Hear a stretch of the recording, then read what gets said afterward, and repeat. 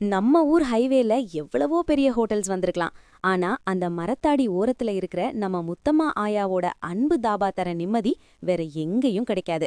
காலையில 4 மணிக்கெல்லாம் அடுப்பு மூட்டி ஏலக்காய் வாசம் தூக்குற டீ தூள் போட்டு ஆயா டீ போடும்போது அந்த வழியா போற யாரா இருந்தாலும் பிரேக் போடாம இருக்க முடியாது.